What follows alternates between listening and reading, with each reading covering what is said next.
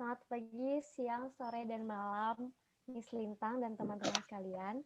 Kami kelompok 8 akan membahas mengenai pembahasan 8 using financial resource control in the presence of uncontrollable factors. Nama saya Jessica Maria Budianti dengan NIM 111887. Nama saya Jessica Herlan dengan NIM 11180213. Nama saya Sandy Kristanti dengan NIM 11180228.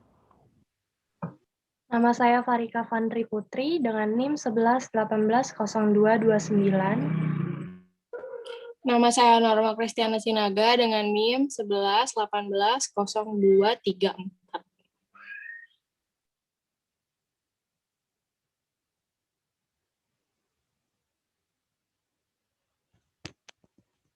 Pembahasan akan dimulai dari saya. Yang pertama itu adalah the controllable principle. Jadi the controllable principle ini pada prinsipnya menyatakan bahwa karyawan seharusnya tidak diminta bertanggung jawab atas risiko bisnis. Mengapa demikian?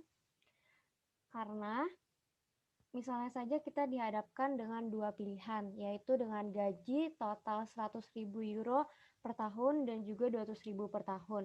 Otomatis kita akan memilih yang 100.000 per tahun karena kompensasi dengan 200.000 euro per tahun itu mungkin saja tidak kita dapatkan. Akan tetapi ada beberapa karyawan yang menerima toleransi resiko ini. Karakteristiknya yakni berdasarkan jenis karirnya. Berdasarkan jenis karirnya ini, biasanya staf penjualan dan juga pemasaran mungkin akan dikatakan relatif mentolerin terhadap resiko. Karena mereka digaji berdasarkan kompensasinya. Yang kedua ada berdasarkan tahap karirnya. Berdasarkan tahap karir, karyawan yang tidak memiliki tanggungan yang harus ditanggung seperti pembayaran hipotek dan komitmen keuangan besar lainnya, mereka cenderung akan mentolerir risiko bisnis ini. Yang ketiga adalah tergantung pada kepribadian dan ambisi mereka. Biasanya kepribadian dan ambisi yang suka dengan tantangan akan mentolerir risiko bisnis.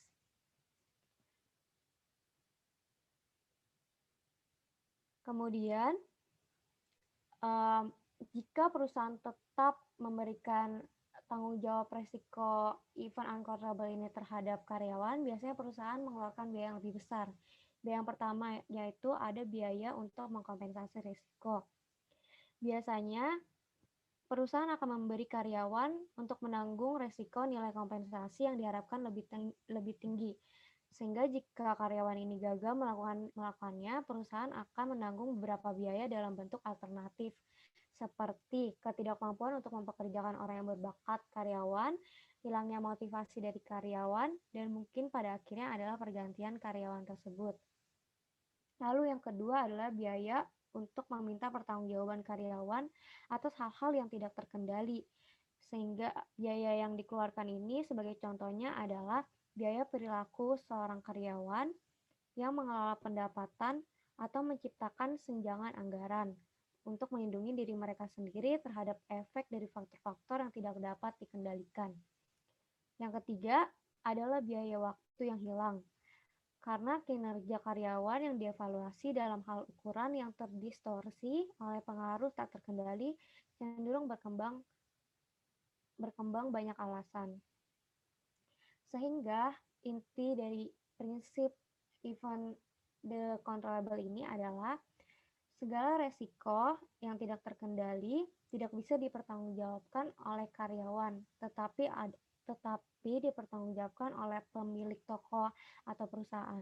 Karena pemilik ini lebih mampu menanggung risiko sebagai investor atau karena mereka memilih untuk melakukan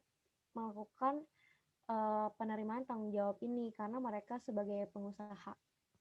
Selanjutnya akan dijelaskan oleh Rika.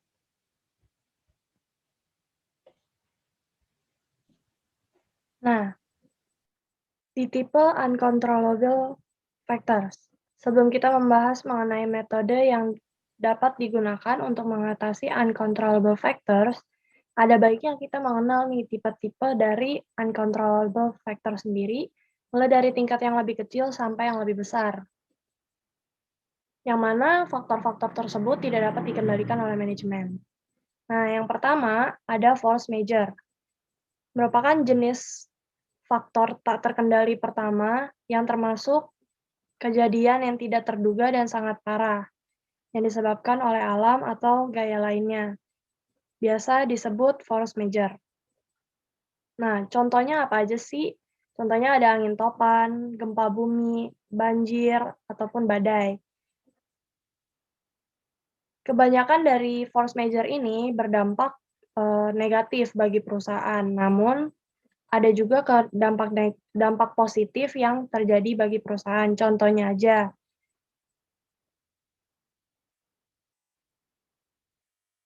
angin topan atau banjir dapat menghancurkan banyak bisnis, namun menciptakan peluang bagi orang lain, bagi perusahaan lain, contohnya seperti perusahaan konstruksi dan juga perusahaan asuransi. Nah, yang kedua adalah ekonomik dan kompetitif.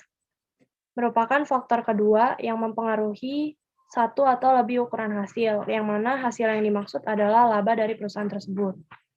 Faktor-faktor yang mempengaruhi ukuran laba adalah permintaan konsumen, harga produk atau jasa, atau biaya melakukan bisnis yang biasa dikenal biaya faktor. Nah, faktor-faktor yang mempengaruhi permintaan dan harga konsumen antara lain ada siklus bisnis, tindakan pesaing, perubahan selera pelanggan, boikot pelanggan, perubahan undang-undang dan peraturan, serta nilai mata uang asing. Selain itu, faktor-faktor yang mempengaruhi biaya adalah persediaan dan permintaan dari bahan mentah, tenaga kerja dan modal, nilai tukar mata uang asing, peraturan, dan juga pajak. Oleh sebab itu, hampir setiap ukuran hasil dapat dipengaruhi oleh faktor ekonomi dan juga persaingan. Nah, yang ketiga adalah interdependencies. Interdependencies merupakan faktor tak terkendali terakhir yang disebabkan oleh adanya ketergantungan. Dalam faktor ini, entitas bergantung pada entitas yang lainnya, yang mana entitas tersebut menggunakan sumber daya yang sama dengan entitas lainnya, sehingga hasilnya dipengaruhi oleh entitas lain dalam organisasi. Contohnya aja, manajer dari sebuah perusahaan memerintahkan sebuah divisi untuk menjual produk dengan harga yang merugi kepada pelanggan tertentu. Namun, entitas lain dalam perusahaan tersebut yang akan mendapatkan keuntungan dari penjualan tersebut. Berikutnya akan dijelaskan oleh Sania.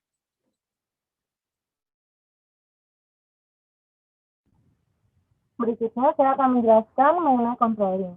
Controlling for the decreasing effect of controllables, manajer dapat mengurangi bahkan mengeliminasi penyimpangan dari faktor yang tidak dapat dikendalikan dengan menggunakan salah satu atau kedua pendekatan yang saling melengkapi.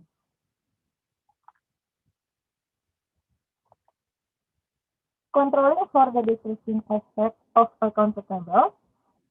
Yang pertama, controlling for accountable before the measured period. Sebelum periode pengukuran dimulai, mereka akan dapat menentukan hasil pengukuran dimasukkan saja item-item yang dapat dikontrol oleh karyawan atau setidaknya item yang memiliki pengaruh signifikan bagi mereka, yaitu seperti insurans. Banyak kejadian yang tidak dapat dikendalikan, seperti kerusakan fisik pada aset perusahaan, kerusakan yang disebabkan oleh karyawan, tuntutan tanggung jawab produk, kesalahan dan penyalahgunaan karyawan, kerusuhan, dan vandalisme, dan yang lain sebagainya. Pembahasan rinci tentang asuransi secara umum dan peristiwa yang didapat di asuransi dan polis asuransi secara khusus berada di luar cangkup, namun konsep pertama yang mendasar asuransi adalah bahwa perusahaan, baik pihak yang diasuransikan, menerima kerugian atau biaya yang diketahui relatif kecil dalam bentuk pembayaran reguler sebagai imbalan untuk tanggung jawab oleh perusahaan asuransi dengan kemungkinan besar kerugian yang diterima oleh perusahaan. Oleh karena itu, asuransi mungkin sangat relevan untuk apa yang kadang-kadang disebut peristiwa frekuensi rendah berdampak tinggi. Dengan demikian, manfaat utama pembelian asuransi berasal dari pengalih resiko dari pertanggungjawaban kepada perusahaan asuransi. Yang kedua, controlling for accountable after the measure period, yaitu adanya variance variable atau variance analysis. Analisis varian adalah pendekatan atau metode yang merupakan untuk dirancang untuk menjelaskan mengapa hasil aktual berbeda dari standar. Anggaran atau ekspektasi yang telah ditentukan sebelumnya, mereka dapat membantu memisahkan variabel yang dapat dikontrol dari varian yang telah dapat dikendalikan, dan membantu menjelaskan siapa yang harus dimintai pertanggungjawaban atas varian yang dapat dikontrol, yang merupakan varian positif atau menguntungkan, maupun varian negatif yang atau tidak menguntungkan.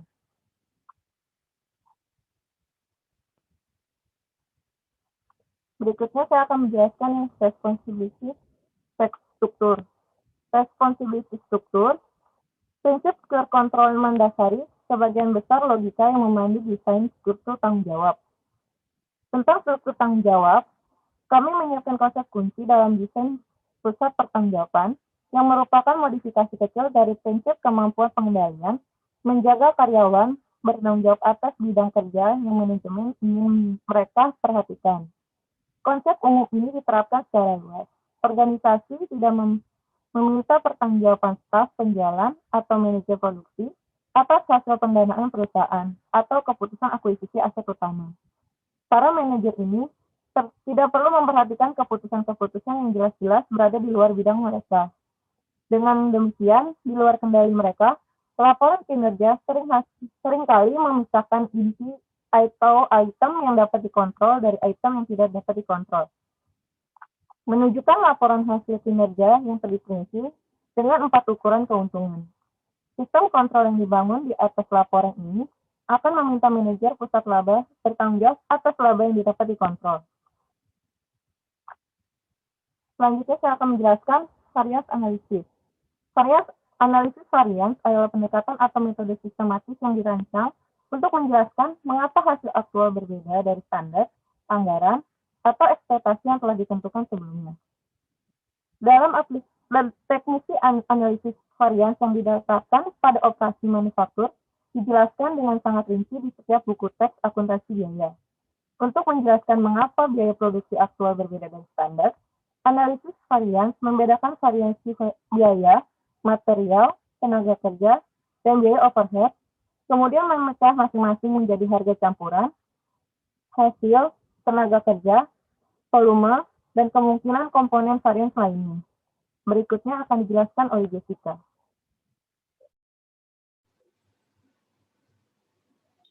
Lalu yang kedua ada flexible performance standard yang berguna untuk melindungi para manajer dari pengaruh faktor yang tidak terkendali.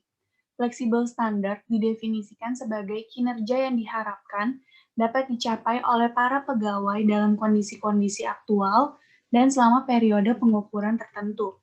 Dengan adanya perencanaan kontingensi atau skenario, memungkinkan perusahaan untuk meningkatkan kemampuan dalam mengatasi variasi aspek kunci yang berdampak pada bisnis dan menangani masalah risiko dan kontrol yang kompleks, serta bersiap untuk mengambil tindakan pencegahan.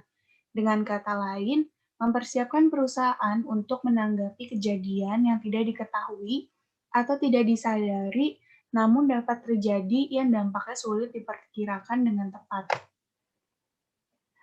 Nah, dengan demikian, perencanaan skenario berguna untuk menyediakan cara lain untuk menerapkan standar kinerja yang fleksibel. Pada awal periode, manajer akan menyiapkan rencana untuk beberapa skenario yang masuk akal. Lalu pada akhir periode, manajer dimintai pertanggungjawaban atas pencapaian rencana yang telah dibuat pada skenario yang sebenarnya terjadi. Nah, lalu ada flexible budget yang merupakan flexible performance standard yang dinyatakan dalam istilah finansial dapat digunakan apabila terdapat indikator volume kegiatan yang dominan serta apabila sering dilakukan seperti untuk tujuan penganggaran tahunan. Untuk membuat standar kinerja lebih fleksibel, perusahaan dapat lebih sering melakukan pembaruan. Karena setiap kali standar kinerja ditetapkan, maka ada kemungkinan asumsi persiapan yang sudah dibuat tidak akurat, sehingga standar menjadi usang atau tidak berlaku lagi. Nah, potensi keusangan dapat dilihat dalam konteks target anggaran selama waktu perencanaan yang biasanya 1 tahun. Resiko yang ditanggung manajer meliputi seluruh kesalahan perkiraan dan target anggaran yang dicapai perusahaan terlepas dari kondisi yang sebenarnya dihadapi. Untuk mengurangi resiko tersebut, perusahaan dapat mengevaluasi kinerja manajer dalam jangka waktu bulanan dan bukan tahunan, lalu menyiapkan pembaruan yang lebih efektif dan realistis serta anggaran untuk bulan berikutnya. Next slide. Lalu, yang ketiga, ada Relative Performance Evaluation. Ini adalah metode lain untuk melindungi para pegawai dari penyimpangan pengaruh faktor yang tidak terkendali. Relative Performance Evaluation, atau disingkat juga dengan RPE, berarti bahwa kinerja para pegawai tidak dievaluasi pada tingkat absolut hasil yang mereka raih, tetapi pada tingkat hasil relatif yang dibandingkan terhadap satu sama lain atau dengan pesaing yang terdekat. Agar RPE efektif, semua pihak dalam perbandingan harus melakukan tugas atau menghadapi peluang dan kendala yang kurang lebih sama. Pada perusahaan, kondisi ini dapat dipenuhi dengan banyaknya entitas yang sebanding. Misalnya, pada restoran fast food dengan banyak cabang yang sejenis, jika semua cabang restoran mengalami masalah yang tak terkendali, maka kinerja manajer dapat dibandingkan secara relatif satu sama lain. Maka dari itu, RPE akan menjadi cara mudah bagi perusahaan untuk menyesuaikan dengan efek dari faktor ekonomi yang tak terkendali. Lalu yang terakhir ada Subjective Performance Evaluation. Dalam menyesuaikan faktor yang tak terkendali, Subjective Performance Evaluation banyak dipertimbangkan sebagai hal yang logis untuk ditambahkan ke dalam metode objektif. Namun, daripada membuat perhitungan numerik atau formal, penilai membuat pertimbangan apakah hasil yang diraih mencerminkan kinerja yang baik atau buruk. Subjective evaluation yang dilakukan secara baik dapat memperbaiki kekurangan dalam hasil tindakan. Namun, hasil tindakan jarang mencerminkan kinerja yang dapat dikendalikan secara lengkap dan akurat. Oleh karena itu, hubungan yang kaku antara evaluasi dengan hasil tindakan mungkin akan memberikan penghargaan karena keberuntungan dan memberikan hukuman karena kegagalan. Penilai dapat menggunakan kedua hasil tersebut dan pemahaman situasi yang dihadapi secara subjektif dalam membuat pertimbangan apakah para pegawai memiliki kinerja yang baik pada periode tertentu atau tidak. Akan tetapi, subjektivitas dalam evaluasi juga dapat menciptakan masalah. Pertama, dalam menerapkan penilaian, evaluasi subjektif memberikan kekuasaan penuh pada atasan atas bawahannya, sehingga dapat menimbulkan ketegangan dan kebencian. Kedua, evaluasi subjektif rentan terhadap bias yang dikenal sebagai outcome effect, di mana pengetahuan penilai dapat mempengaruhi evaluasi kinerja secara signifikan, walaupun result measure yang ditetapkan tidak informatif bagi kinerja individual. Ketiga, subjektivitas sering menghasilkan umpan balik yang tidak memadai terkait proses evaluasi kinerja. Kekurangan umpan balik ini menghalangi pembelajaran dan membatasi motivasi evaluasi untuk meningkatkan kinerja pada periode berikutnya. Selanjutnya akan dilanjutkan oleh Norma. Baiklah, saya di sini akan menjelaskan mengenai other uncontrollable factor issue, di mana ketika ada dua masalah yang harus dihadapi oleh organisasi ketika menangani faktor tak terkendali ini. Yang pertama adalah tujuan penyesuaian, kemudian yang kedua adalah arah penyesuaian ini dilakukan. Tujuan penyesuaian itu bagaimana sih? Tujuan penyesuaian itu terkadang ketika penilai melihat faktor tak terkendali ini, penyesuaiannya itu dilakukan untuk dilakukan dengan berbagai pertimbangan tentunya. Salah satu pertimbangannya adalah keputusan retensi pekerjaan, yang mana kemungkinan tersebut mengancam insentif yang akan diberikan perusahaan terhadap mereka. Apabila faktor tak terkendali ini dapat dikendalikan dengan baik, mereka akan mendapat pembayaran insentif tahunan sesuai dengan yang telah dijanjikan oleh perusahaan. Apabila perusahaan mengalami kerugian yang mana disebabkan oleh pegawai, perusahaan akan meminta supaya pegawai ini mengerti mengerti kondisi perusahaan tentunya dan bersabar sehingga kondisi ini akan memperbaiki perusahaan. Kemudian masalah kedua adalah tentang arah penyesuaian tersebut. Arah penyesuaian ini tentunya di mana antara pemilik dan juga pegawai, yang mana manajer akan menentukan apakah mereka akan melindungi pemilik dan karyawan. Di sini kita bisa melihat bagaimana sisi arah penyesuaian ini. Kalau misalnya melindungi karyawan dari penderitaan, tentunya pemegang saham pun sebenarnya tidak tahu.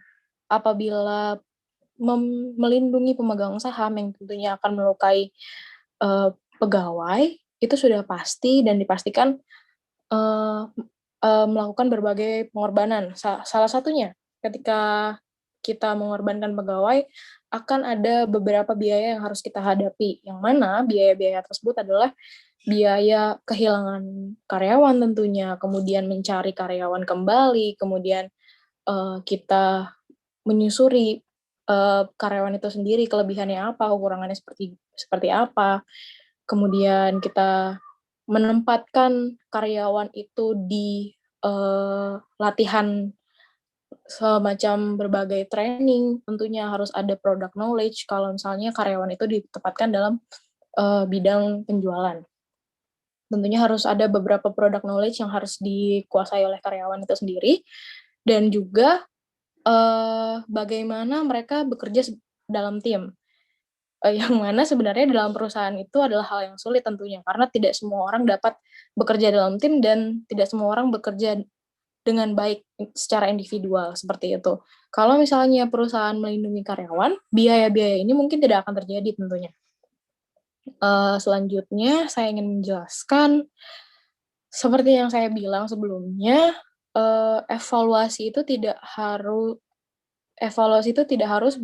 berpaku kepada angka saja. Evaluasi itu berpaku pada bagaimana kinerja karyawan itu selama 1 tahun, apakah mereka sebenarnya telah mengikuti manual yang telah diarahkan, yang telah diberikan dari perusahaan untuk karyawan, seperti apa tentunya pembayaran insentif itu, seberapa besar, bagaimana mendapatkannya, bagaimana tips dan triknya tentunya. Saya ingin menjelaskan kembali tentang prinsip pengendalian. Prinsip pengendalian itu adalah titik di mana perusahaan meminta pertanggungjawaban karyawan hanya untuk yang bisa mereka kendalikan. Kalau kita lihat di sini mungkin sangat sederhana ya tampaknya, namun untuk penerapannya sendiri banyak sekali masalah dan bias yang mungkin terjadi. Kadang organisasi ingin karyawan merespon terhadap semua faktor terkendali secara tepat, yang padahal sebetulnya ada beberapa faktor terkendali yang kita tidak bisa kontrol sesungguhnya, seperti faktor gempa bumi, faktor alam, itu kan kita tidak bisa kendalikan sepenuhnya. Tentunya kita harus menanggung beberapa biaya yang mana beban-beban pembersihan dari faktor tak terkendali tadi.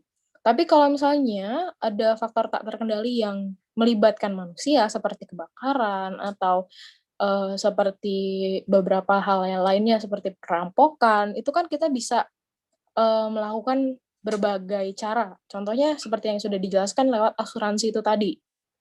Jadi bentuk-bentuk pengendalian itu sebenarnya tidak harus secara menyeluruh dan tidak harus sama dalam setiap faktor. Jadi bisa berbeda dan juga kadang kita hanya mengendalikan setengahnya saja, kadang kita bisa mengendalikan semuanya, begitu.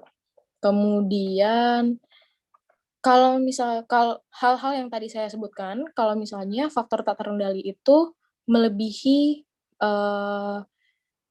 melebihi hal, bagaimana ya kita bilangnya, kalau misalnya itu tuh kita sendiri juga tidak menyangka akan hal itu kan.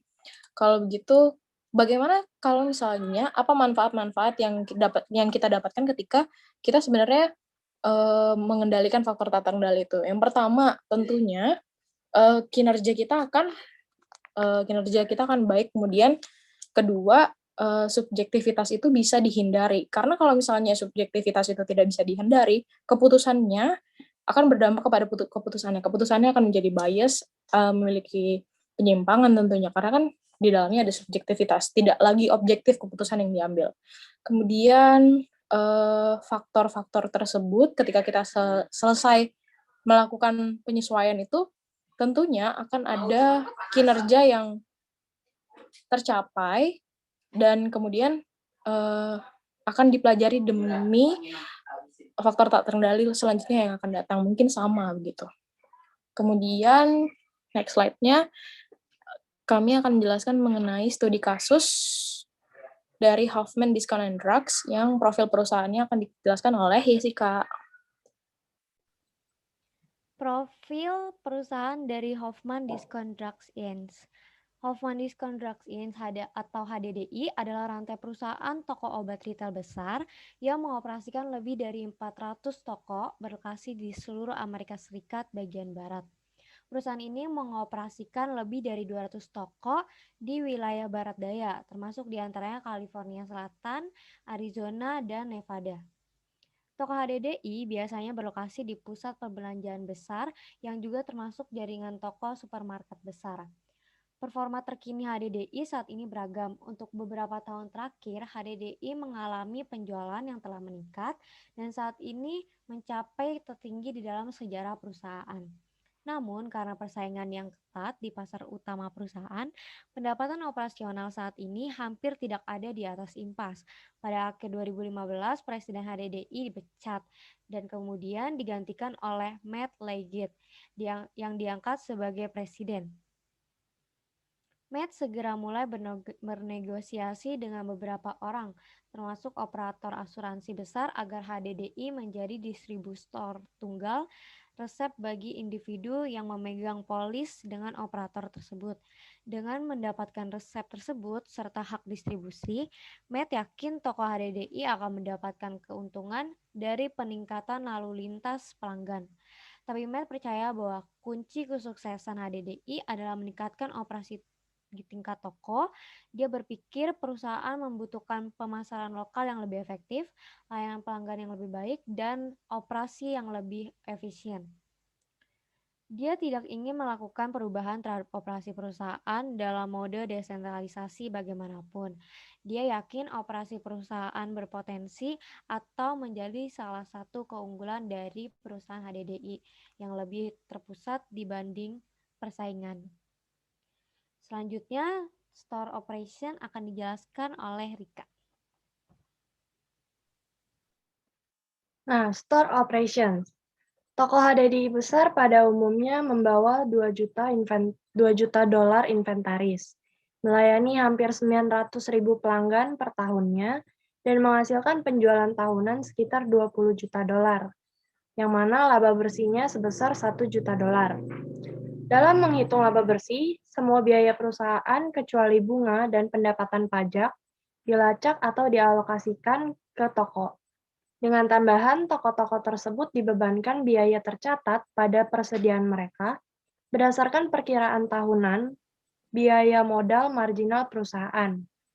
Toko HDDI menawarkan berbagai macam produk, termasuk kesehatan dan alat bantu kecantikan, deterjen dan produk sabun, perlengkapan bayi, kartu ucapan, mainan, dan barang musiman.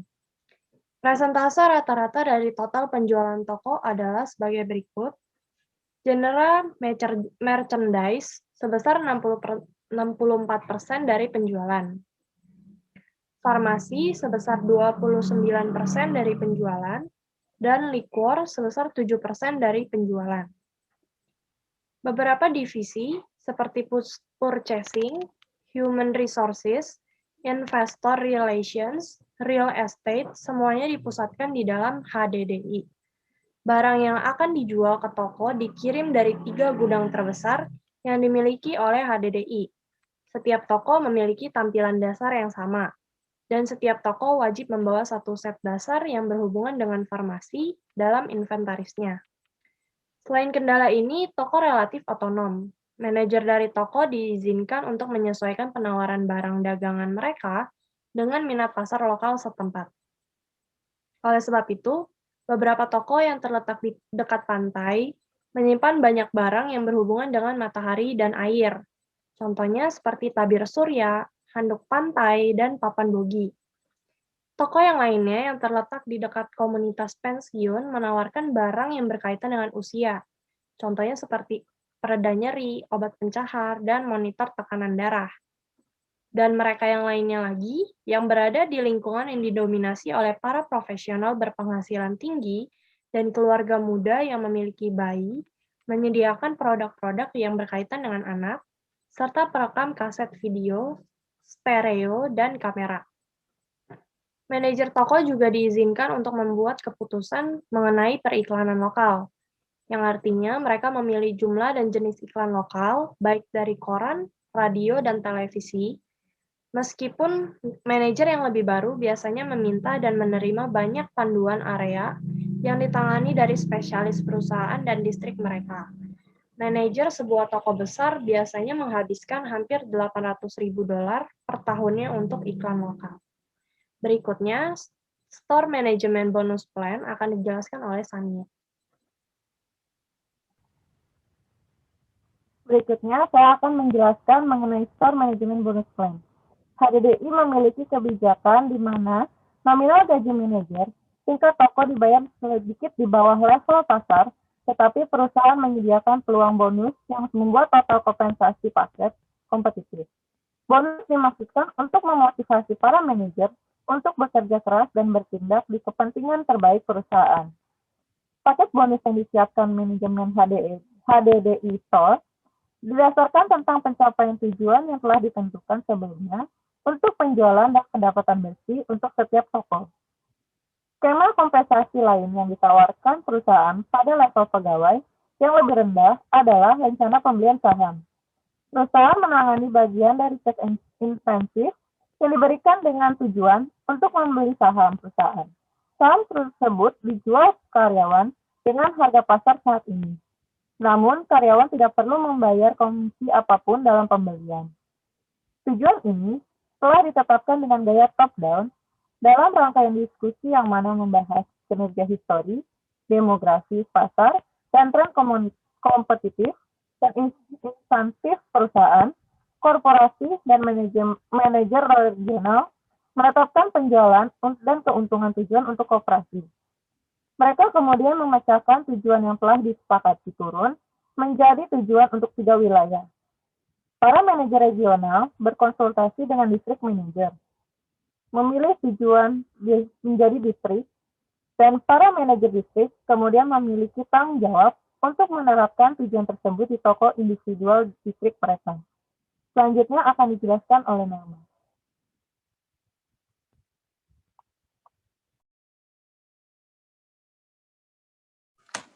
Baik, saya akan menjelaskan mengenai faktor tak terkendali apa atau bagaimana penyesuaiannya di Huffman Discount Drugs and Corporation ini. Pertama, di bulan November 2015 terjadi hujan besar di California, tepatnya di daerah Van Nuys. Ini menyebabkan ada 16.000 inventory yang rusak. Kemudian biaya membersihkan banjir ini adalah senilai $4.000. Kemudian yang lagi, karena banjir, banyak jalan yang tidak bisa diakses tentunya, dan salah satunya adalah jalan yang menuju toko yang berada di California ini. Dan menyebabkan penjualan turun senilai $200.000. Kemudian seperti apa penyesuaiannya? Penyesuaiannya di income statement-nya ada total $6.000. Kemudian di Desember 2015, sebuah toko di Glendale, Arizona mengalami perampokan yang mana kerugiannya senilai $380. Tetapi untuk kebijakan perusahaan sendiri, untuk bisa dilakukan penyesuaian harus minimal ada di angka $500. Kemudian di April 2013 terjadi pencurian juga untuk peralatan di April 2013 tentunya senilai 400.000 yang kemudian menyebabkan kerusakan bangunan senilai 100.000. Karena akan hal ini dilakukan penyesuaian total kepada seluruh kerugian. Kemudian saya akan menjelaskan mengenai masalah yang terjadi.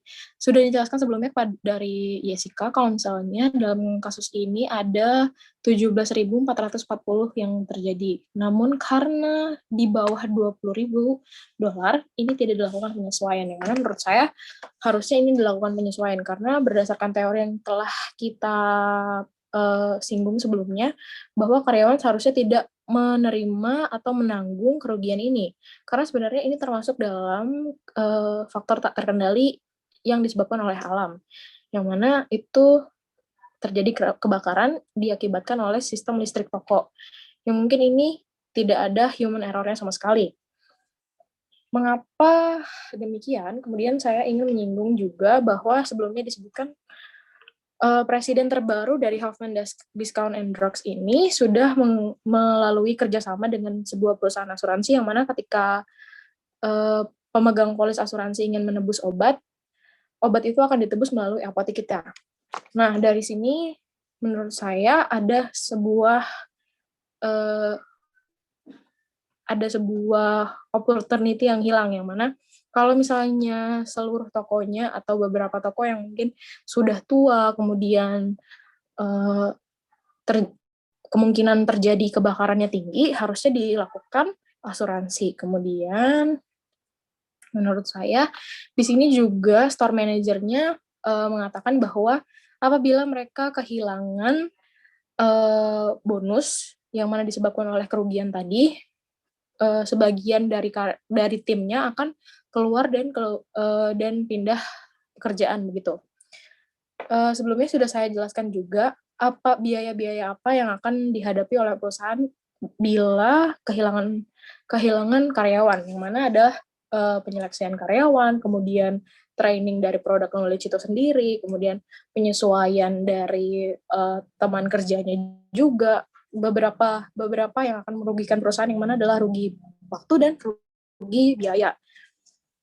Kemudian saya juga ingin menjelaskan mengenai bonusnya. Bonusnya itu akan dilakukan apabila misal ada budget achieve-nya 91%, kemudian akan ada 10% objektif yang diterima oleh store manager, kemudian asisten general manager, dan karyawan biasanya.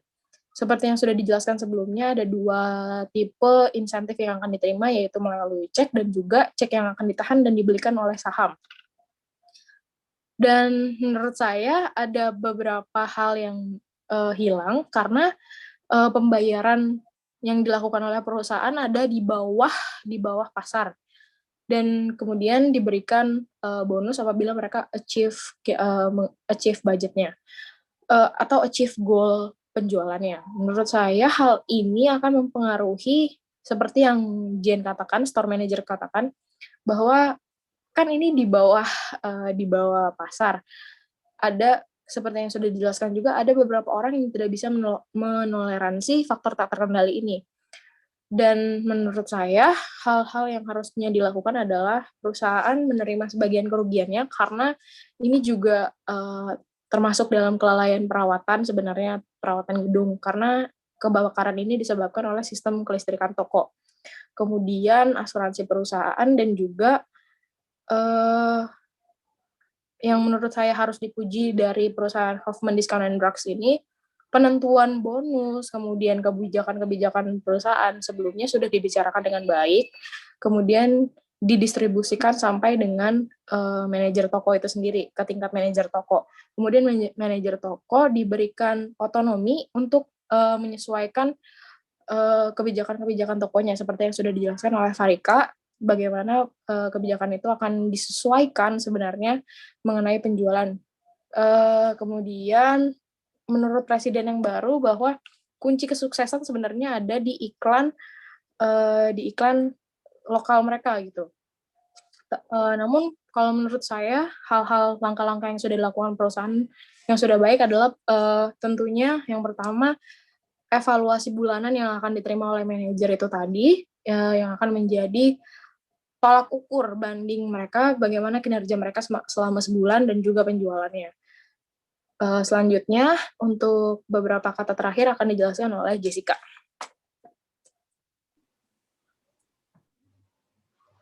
Seperti yang dikatakan oleh Norma, perusahaan juga dapat menerapkan relative performance evaluation untuk melindungi para pegawai dari penyimpangan pengaruh faktor kerugian yang tidak terkendali. Setelah evaluasi, perusahaan juga perlu untuk mengasuransikan seluruh tempat usahanya agar terhindar dari faktor-faktor yang tidak terkendali selanjutnya. Sekian presentasi dari kami, semoga materi yang disampaikan dapat membantu dan mohon maaf bila ada salah kata. Terima kasih atas perhatiannya dan sampai jumpa.